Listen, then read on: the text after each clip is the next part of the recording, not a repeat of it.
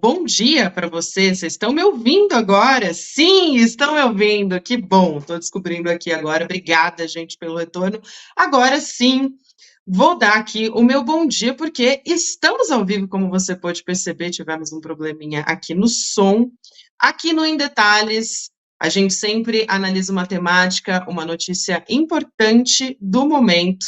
A gente vai conversar aqui nesse Em Detalhes, nessa segunda-feira, dia 15 de abril de 2024, sobre o conflito entre Israel e Irã, entender todos os detalhes a respeito disso a partir de agora. Eu converso com o jornalista, também professor de Relações Internacionais, Bruno Huberman, que também é autor de Colonização Neoliberal de Jerusalém e pesquisador do Grupo de Estudos de Conflitos Internacionais e do Instituto Nacional de Estudos sobre os Estados Unidos. A gente vai falar a partir de agora. Professor, primeiro, obrigada por aceitar nosso convite, seja muito bem-vindo aqui ao ICL, ao Em Detalhes, e obrigado pela paciência também aqui com os probleminhas técnicos que a gente teve nesse começo de programa. Bom dia. A gente estava falando aqui sobre o conflito. Primeiro, eu queria começar te perguntando sobre trazer esse contexto, né, do que aconteceu, porque o Irã respondeu a um ataque de Israel que terminou com mortos. Então, primeiro eu quero trazer esse contexto para falar sobre o bombardeio de Israel contra a embaixada, e aí, na sequência, como é que foi essa resposta do Irã. E aí, enquanto o senhor responde, eu dou aqui sequência na parte técnica. Tá bom. Bom, o que a gente viu acontecer nesse último sábado, né, como você mesmo colocou, foi uma resposta de um ataque que Israel fez à embaixada iraniana em Damasco, na Síria,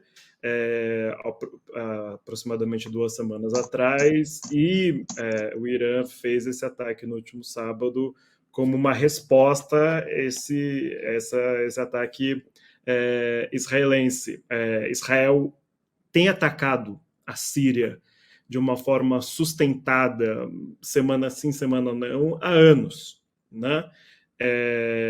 Não é algo novo, está longe de ser novo e está longe de ser relacionado exclusivamente ao contexto do genocídio que a gente observa na faixa de Gaza, né? O que é de novidade justamente é esse tipo de ataque israelense acontecer durante um genocídio, né? O que insere, né, essa reação iraniana no contexto do que está acontecendo na faixa de Gaza, né? Então, são 2 processos paralelos que a gente observa, né? Porque Israel tem estado em confronto há anos, desde a sua fundação, com Líbano, Síria, Jordânia, Egito, Iraque e os diversos países da região, né? Egito e Jordânia foram países que firmaram, né, um acordo de normalização das suas relações com Israel, o Egito em 79 e a Jordânia em 1994. Inclusive, eu estou ressaltando isso porque isso ajuda a gente a entender por que a Jordânia atuou em defesa de Israel contra os ataques iranianos, né? Feitos nesse último sábado, esse ataque feitos com centenas de drones e mísseis que tiveram como alvo uma base militar no sul de Israel, né, o chamado deserto do Nakab, em árabe, e deserto do Negev, em Israel. Né? O Irã reivindicou que esse ataque buscava ser uma resposta pontual ao ataque feito à embaixada iraniana em Damasco e que não almejaria um escalonamento do conflito para se tornar uma guerra de maiores proporções, né? Porque o que a gente tem visto, e reforço, desde 1948, quando foi declarada a Guerra Árabe-Israelense, né, no contexto da fundação de Israel, conflitos permanentes, né, de Israel com as nações da região. Né? Você não precisa declarar formalmente uma guerra para você ver conflito militar ocorrer. O que a gente chama de guerra de atrito, de alguma forma. Né? E desde a Revolução Iraniana de 1979, o Irã, que no contexto da criação do Estado de Israel, né, não era nem aliado nem rival. O Mossadegh, né, que era o presidente iraniano, obviamente era opositor, né, era um nacionalista, mas durante o governo do Shah, né, o Shah Reza Pahlavi, que foi aliado dos Estados Unidos, Irã e Israel eram os maiores aliados dos Estados Unidos da região, mas após a Revolução Islâmica de 1979, o Irã se torna crescentemente opositor a Israel, até se tornar o principal polo opositor de Israel na região nos últimos anos, né? E diversos aliados iranianos, como o Hezbollah, o Hamas, os Houthis no Iêmen, ou seja, os grupos que compõem o chamado eixo da resistência, né, têm enfrentado Israel direta ou indiretamente, né? E nesse contexto que a gente entende, né, essa nova etapa desse conflito, né? Não é um conflito que começa no sábado e não é um conflito que começa 15 dias atrás, né? Eu fiz esse breve introito histórico, né, para demonstrar como é algo que se arrasta e é mais uma etapa de algo que vem desde 1948, que vem desde 1979, né, e que o que a gente está observando hoje é uma etapa decisiva, uma etapa inédita, né, no qual o Irã faz pela primeira vez um ataque ao território de Israel na sua história, né, e a primeira vez envolvido num conflito direto desde o fim da guerra Irã-Iraque de 1978. Né? Pois é, eu ia justamente te pedir para trazer esse contexto histórico, e que bom que você já trouxe, né? De como é essa relação entre Irã e Israel, né? Enfim, a gente teve também em 1979, né, a Revolução Iraniana, e aí eu ia te pedir para trazer esse contexto que você trouxe agora, mas eu quero te ouvir sobre a possibilidade desse conflito de fato escalar no Oriente Médio, porque o Irã, inclusive, já se posicionou dizendo que esse assunto está encerrado, se depender do Irã, a não ser que Israel revide. Então, pelo clima que está se colocando, como é que você avalia, de fato, a chance disso escalar a partir de agora? Eu acho que há uma chance relativa, né? Acho que nesse momento que a gente fala, né, israelenses, americanos, britânicos e outros aliados franceses estão conversando a respeito do que será feito. E se será feito algo, né? Certamente. Eu não acredito que o Benny Gantz, né, que compõe a coalizão governamental junto com o Benjamin Netanyahu, declarou que será feito algo dentro do tempo e quando Israel entender ser o mais apropriado, da forma que Israel entender ser o mais apropriado. Né? Porque dentro desse contexto, né, o que é central é o posicionamento americano. As informações que a gente tem é que os Estados Unidos, obviamente, está do lado israelense, né? O Biden reafirmou essa aliança com Israel, falando que ela é ironclad, né? Ou seja, ela é duríssima, ela é ferrenha, ela é militarizada, enfim, né? E os Estados Unidos atuou diretamente na defesa de Israel, né? Caças britânicos e americanos partiram do Chipre e auxiliaram na defesa de Israel, além dos jordanianos e de uma forma mais indireta os sauditas, né, dessa defesa. Então a gente já está falando de uma participação direta americana desde o início, desde o 7 de outubro, os Estados Unidos já têm participado diretamente, né, somente com um meio de fornecimento de armas, mas também com militares auxiliando na operação na faixa de Gaza, né, mas agora a gente vê um envolvimento mais direto americano. Mas a declaração americana, o posicionamento que tem sido vazado pelos Estados Unidos é que os Estados Unidos não deseja uma resposta muito dura de Israel justamente para não escalonar o conflito. Né? Os sauditas, por exemplo, os sauditas e os emiradenses, né, Emirados Árabes Unidos, que são um importante sinal para a gente entender um pouco, né, que hoje em dia são aliados tanto de iranianos, chineses, como americanos e um pouco dos israelenses, ou seja, mantém uma mediação aí, são radicalmente contra um escalonamento da violência. Então isso revela um posicionamento público já formal, oficial desses estados, né, que é importante. Né? Porque o que está por trás disso é se os Estados Unidos autorizou ou não, participou ou não do ataque israelense à embaixada em Damasco, porque esse ataque ocorre, né, sem uma razão específica, né? E se os Estados Unidos autorizou esse ataque, participou do ataque, quer dizer que os Estados Unidos participou dessa iniciativa israelense de criar um conflito com o Irã. Né? Isso é importante. Os iranianos estão dizendo que os americanos autorizaram, né? Enquanto os americanos estão dizendo que a ação israelense foi uma ação própria, né? Sem autorização. Porque isso é importante para a gente entender o papel que os americanos têm tido nesse conflito, né? No escalonamento desse conflito, e se isso faz parte da estratégia americana ou não. Né?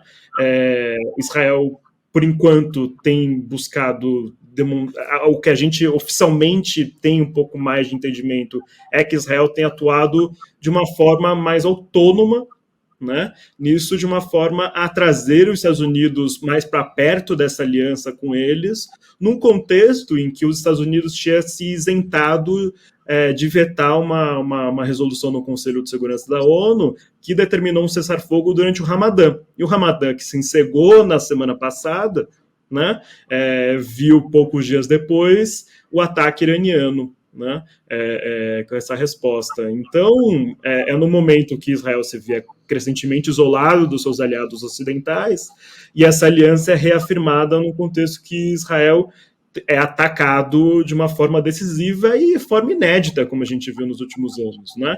Porque conflitos ali na fronteira com o Líbano e na Síria acontecem o tempo todo, né? O Hezbollah e outros aliados na Síria atacam Israel, mas não com essa força, não com essa capacidade, né? Então o Irã demonstrou uma capacidade muito grande, né, em fazer um ataque preciso a essa estação de aeronaves no sul de Israel, né? E ao mesmo tempo atingir somente alvos militares e ao mesmo tempo, ou seja, fazer um ataque preciso que demonstre uma dissuasão de força, mas ao mesmo tempo que não escalone o conflito militar, que é mais ou menos a estratégia que a gente tem visto o Irã e seus aliados, como o Hezbollah, também. Né? O Hezbollah também tem dado respostas, porque Israel também tem provocado o Hezbollah de uma forma sistemática desde o 7 de outubro, e o Hezbollah tem dado respostas também, mas o Hezbollah não tem dado respostas de uma forma que ultrapasse uma certa linha que justifique uma retaliação ainda mais violenta de Israel. Né? Ou seja, esse eixo ele tem agido de uma forma contida, dado respostas duras, mas contidas, né? O que infere a gente a entender que eles não almejam um escalonamento da violência, então a gente aguarda ver o que Israel vai fazer, porque fazer um ataque ao Irã não é a mesma coisa que fazer um ataque à faixa de Gaza onde está o Hamas. Né? Não, a capacidade de uma réplica, digamos assim, é muito maior do que o Hamas. Você citou, professor, os Estados Unidos, e o Jamil Chad publicou uma reportagem hoje que ele diz o seguinte, né? Só para ler aqui a manchete para quem está nos acompanhando no UOL, ele que cobre política internacional, né? Um dos maiores jornalistas de política internacional que a gente tem. Ele disse o seguinte na manchete: Israel buscou envolver Estados Unidos na guerra a provocar Irã, avaliam diplomatas. Então, ele conversou com a cúpula do governo brasileiro, que está avaliando que esse ataque atribuído a Israel contra o consulado iraniano em Damasco, né, que aconteceu no começo desse mês, e que gerou essa resposta do Irã, como a gente está conversando, foi uma estratégia encontrada pelo Benjamin Netanyahu para atrair de volta para a guerra o governo americano de Joe Biden, né, o governo estadunidense do Joe Biden. Porque não tinha interesse, segundo o Jamil Chad, nem das pessoas dos Estados Unidos, né, dos estadunidenses, nem dos iranianos, para que esse confronto acontecesse. Eu queria te ouvir a respeito disso, sobre o papel dos Estados Unidos e se de fato, pelo que está se desenhando, né, porque ainda meio que tudo pode acontecer, mas pelo que está se desenhando, os Estados Unidos não entram nessa história, você acha, professor? Acho que tem formas e formas dos Estados Unidos entrar nessa história. Por exemplo, voltando um pouco mais na história para ajudar a gente a entender. O Irã, nos últimos anos, os anos 2000 para cá, tem um projeto de enriquecimento de urânio. né, que o Irã diz que seja para fins pacíficos e que as alianças ocidentais têm dito que era para fins de desenvolver bomba atômica. Né? E isso está no centro, né, da relação do Irã com o restante do mundo, particularmente o mundo ocidental. Né? Isso esteve por trás, né, do acordo feito entre o Lula, intermediado pelo Lula, né, e com Erdogan, chamado Acordo de Teherã, né, junto com a Ahmadinejad, que foi o grande momento da diplomacia brasileira ali naquele contexto em 2010, né, e que foi barrado pelo Barack Obama, né, porque não contou com a participação direta americana, mas os Estados Unidos depois veio a selar um acordo diretamente com a Ahmadinejad, com os iranianos. O Trump saiu desse acordo e agora o Irã tem tido, né, e o Biden não retomou, né? E desde então, o Irã tem promovido um desenvolvimento do seu projeto de enriquecimento de urânio, seu projeto nuclear, de uma forma sem relação direta, né, com o Ocidente, sem supervisão dentro do acordo que foi estabelecido, né, e sob diversas sanções. Né? Ou seja, o Irã está sob julgo do imperialismo americano há anos. Né? E Israel atua como representante direto, né, disso. Por exemplo, alguns anos atrás, o Benjamin Netanyahu levou para a Assembleia Geral da ONU uma imagem que ficou muito, né, icônica, que é um cartaz de uma bomba meio de desenho animado, né, em que ele demonstra, ele coloca um nível falando o Irã está nisso a distância de chegar na bomba atômica. Né? E isso é um discurso que eles estão repetindo hoje, atualmente. Pode ser que o Irã esteja chegando perto da bomba atômica, a gente realmente não sabe, a gente não tem esse tipo de informação. Né? Mas o que a gente sabe é que os americanos já atuaram ao lado dos israelenses em ações ocultas que buscavam conter o projeto atômico iraniano. Né?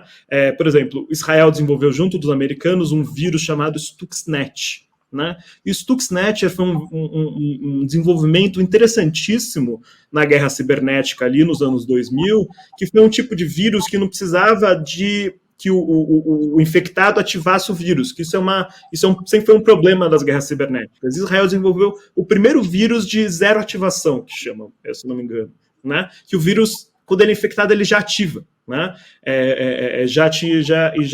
Isso foi central para destruir centrífugas atômicas iranianas. Israel também atuou junto dos americanos no assassinato de cientistas iranianos envolvidos no projeto nuclear iraniano. Então, os Estados Unidos têm atuado de diversas formas, abertas por meio de sanções e negociações, e ocultas por meio de cyberguerras e assassinatos de indivíduos civis iranianos, falando de cientistas, né?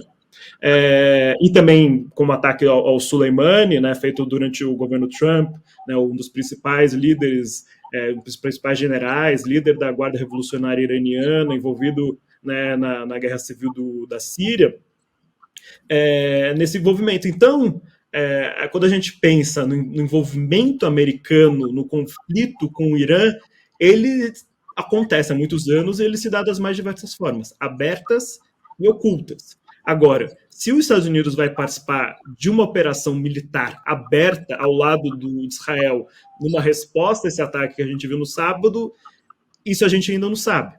Né? Por isso que é importante a gente saber se o ataque feito à embaixada algumas semanas atrás contou com autorização americana ou não.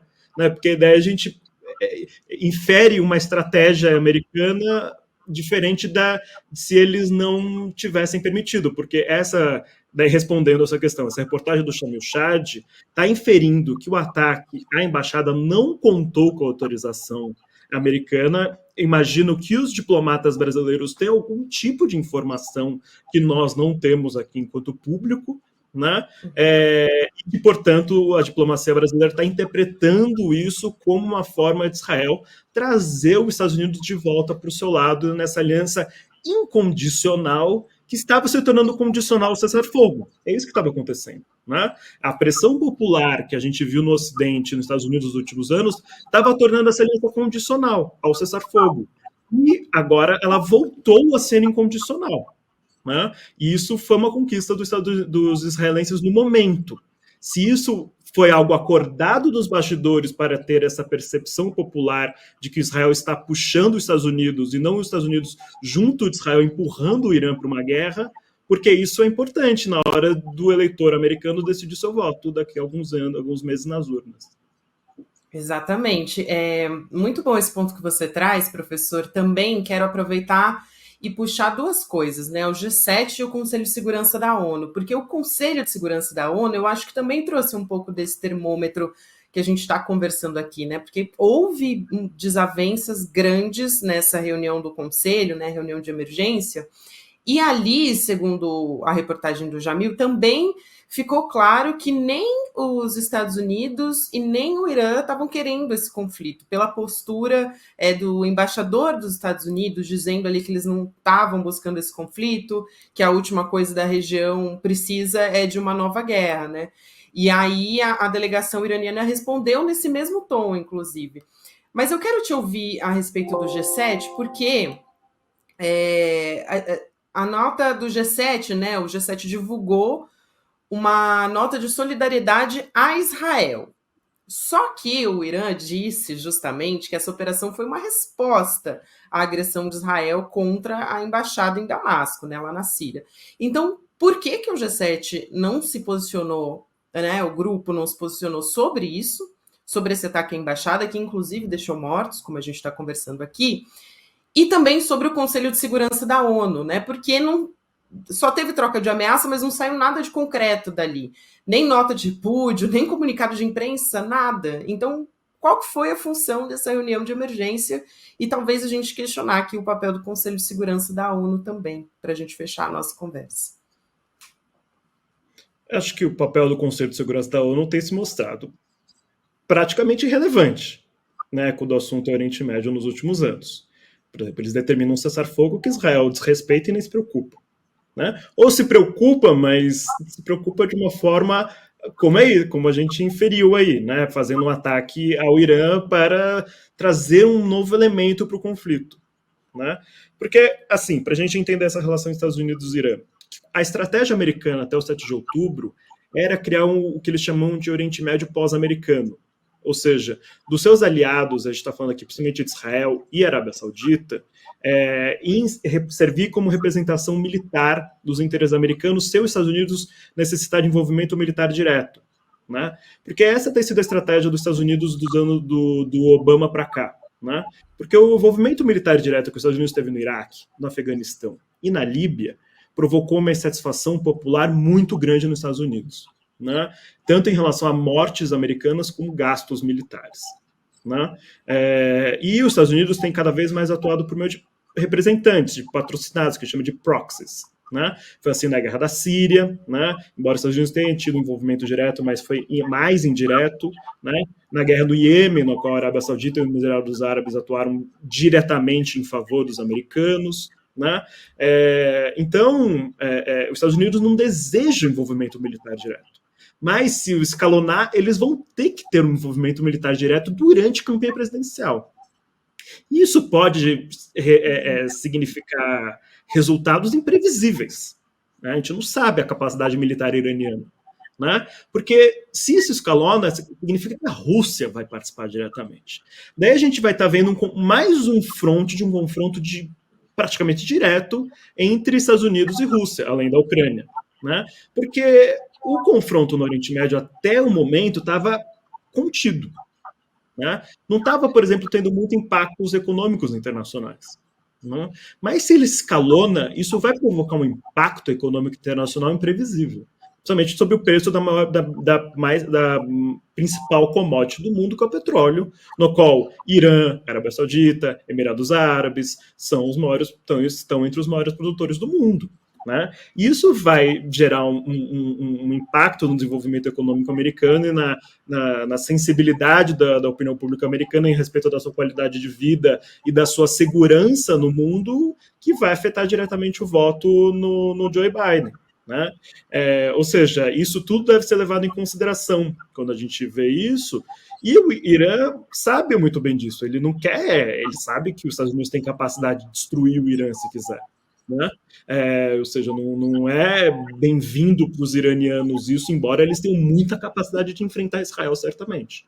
Né? A gente não sabe qual o limite da sua capacidade militar, mas o envolvimento, uma aliança russo-iraniana e os demais aliados do eixo da resistência significa um poder bastante importante, né? Porque a Síria está do lado do Irã, o Iraque está do lado do Irã, o Líbano está do lado do Irã, o Iêmen está do lado do Irã, a Arábia Saudita firmou normalizações com o Irã, ou seja, está num contexto de insegurança para os interesses ocidentais na região nesse momento, né?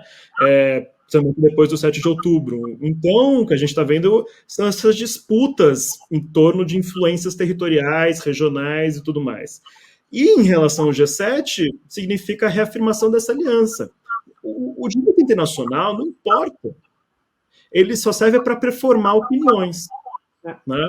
Então, quando Israel ataca, né, a embaixada iraniana em respeito ao direito internacional, né, e o Irã, portanto, ele busca utilizar o direito internacional para justificar a sua resposta, né, e trazer legitimidade perante os olhos ocidentais, porque esse era o objetivo deles. Né? Demonstrar que eles estão agindo de uma forma contida e evitar um escalonamento da guerra.